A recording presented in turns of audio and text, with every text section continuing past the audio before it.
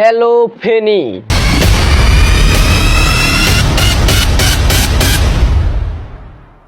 স্বাগতম আমাদের ফেনী জেলাতে। বাংলাদেশের দক্ষিণ পূর্বাঞ্চলে একটি ঐতিহ্যবাহী জেলা ফেনী।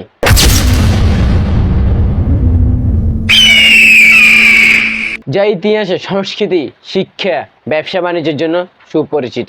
ফেনী জেলা শুধু একটি জেলা নয়, এটি হাজার মানুষের স্বপ্ন, সংগ্রাম এবং ভালোবাসার প্রতীক। বাংলাদেশের প্রতিটি জেলার রয়েছে নিজস্ব একটা ইতিহাস, ঐতিহ্য আর গর্ব।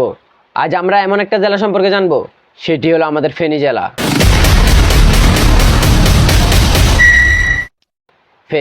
ফেনী জেলা বাংলাদেশের চট্টগ্রাম বিভাগের অন্তর্ভুক্ত। এটি দেশের দক্ষিণ পূর্বাঞ্চলে অবস্থিত। জেলার এক পাশে কুমিল্লা, অন্য পাশে চট্টগ্রাম, দক্ষিণে নোয়াখালী এবং পূর্বে ভারতের ত্রিপুরা রাজ্য।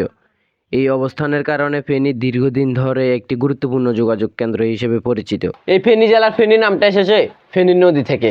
এই নদী শুধু জেলার পরিচয় বহন করে না, বরং বহু বছর ধরে এই অঞ্চলের মানুষের জীবন জীবিকা ও ইতিহাসের সঙ্গে জড়িত আছে।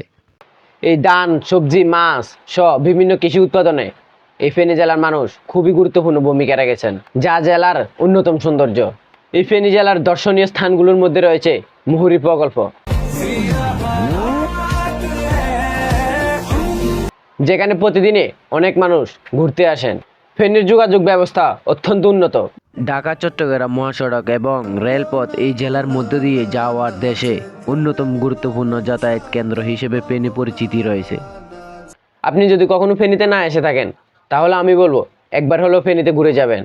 এখানকার মানুষের আন্তরিকতা, পরিবেশ এবং ঐতিহ্য আপনাকে মুগ্ধ করে তুলবে।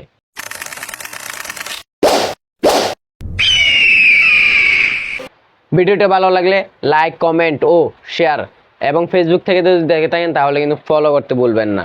আর যদি ইউটিউব চ্যানেল থেকে দেখে থাকেন তাহলে একটা সাবস্ক্রাইব করে, লাইক, কমেন্ট করে পাশে থাকুন। ধন্যবাদ সবাইকে এতক্ষণ ভিডিওটা দেখার জন্য। আল্লাহ হাফেজ সবাইকে।